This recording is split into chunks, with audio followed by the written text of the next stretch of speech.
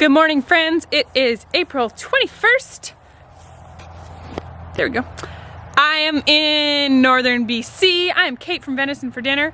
We are in a zone 3 garden. So things are just starting here. We got some stuff inside, which I'll show you later. We do have some crocuses blooming. Over here, our greenhouse is tricky right now because, just a second, Freya. It doesn't stay that much warmer overnight, but it gets a lot hotter during the day. Marius is in the process of building cold frames on the front, which are massive. Like, this is like 4 by 16. I think I'm gonna put peppers and basil in there because it's tall enough for those. My herb bed that I hoped would overwinter. So far, we have some oregano coming up, and we have some tarragon coming up, and always lots of chives. So I'm hopeful that more things are coming up there. And my garlic is planted in that straw there, which you saw last year. Well, you haven't made hot chocolate. Oh. Well, let's go to the greenhouse. So we started planting some things in here already, and then I decided that I needed to show you them. So we are planting. I went inside to get my camera and a Sharpie. We've got pelleted seed, which I'm playing around with for carrots this year. Those are Bolero pelleted carrots. And next we're gonna plant some of this Coastal Star Romaine.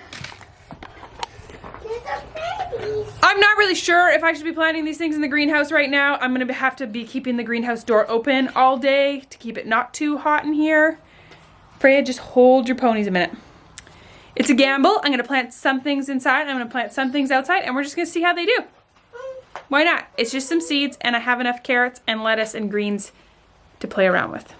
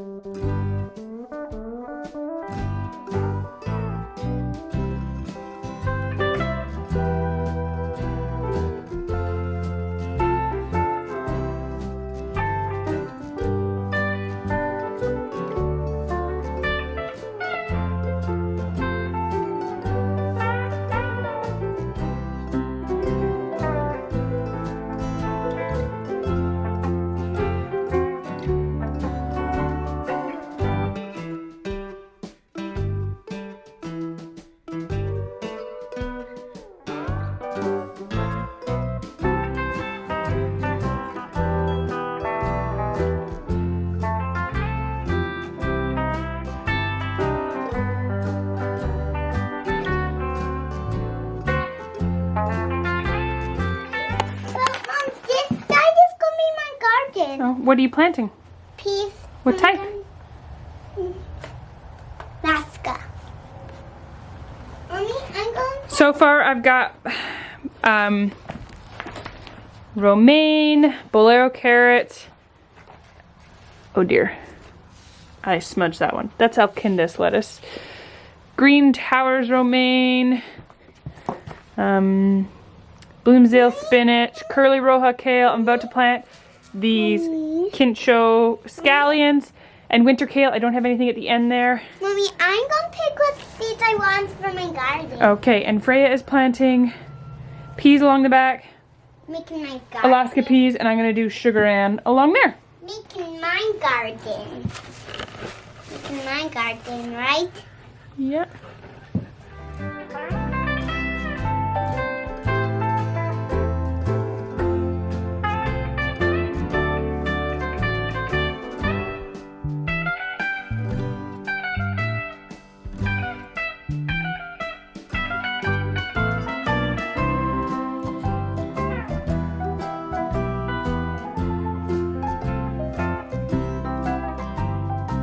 Now that we've concluded greenhouse planting, we're going to do peas, kale, and spinach outside. First, I'm just going to see what my package came in the mail.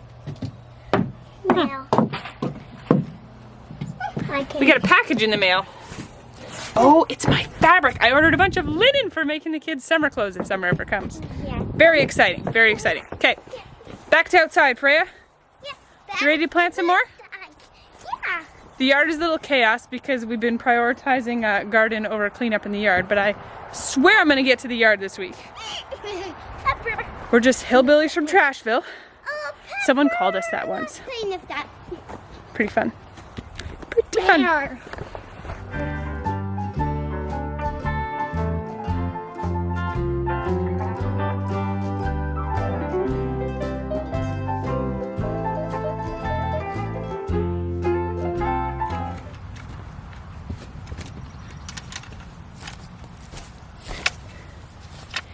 If you do not have, some people call this a stirrup hoe or a hula hoe. We call this a Dutch hoe.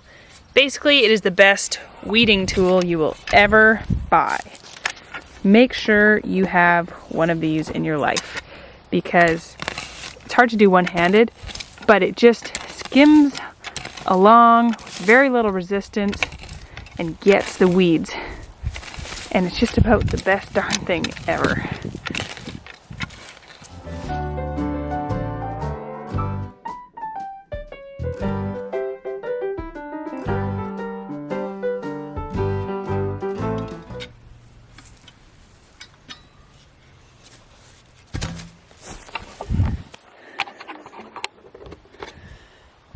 The plan for the garden beds around the house is actually to make them into fruit beds, so there's gonna be blueberries planted here soon, but I can plant peas down the center. It's hard to do that when I'm not looking at it. So I'm gonna do peas down the center and I'm gonna do greens down the sides because I can plant blueberries around those, or like I can just plant blueberries and it'll just work. So we're just gonna make use of the space. These beds are drier and warmer than the ones down at the garden, so that's why I want to plant here. And it would be nice to have some fresh greens up here as well as some peas for the kids to snack on. So I'm planting those Alaska peas, sugar and winter kale blend, and Bloomsdale spinach out here, and we will see how it goes. Let's talk about the difference on soil that you mulched and soil that you didn't. So in this bed, last year it all got amended with some manure. I haven't done anything to it this year. The soil is nice. But check out this. At the end, Mac had mulched this because he had some strawberries. It didn't make it. But check out the soil at this end where it was mulched and all that hay and straw rotted in over the last year. Let's look at a handful of it. Look how much darker it is, guys. Can you really see how much darker it is? I don't know if you can see it well enough, but it's quite something. You can see a line, and it's not because it's wetter. It's just because that was mulched and had hay and that didn't. I cannot talk enough about putting straw or hay on your gardens. It really improves your soil. Growing, I just planted peppers and tomatoes in there. Oh, baby squirrel. I know I'm not holding you. And we've got some other peppers and tomatoes and other warm loving things in here. I kept them under the grow lights today because it's not that warm out. Out on the deck, we have things that like cool weather. It's maybe 10 degrees Celsius, 50 degrees Fahrenheit right now. Different brassicas,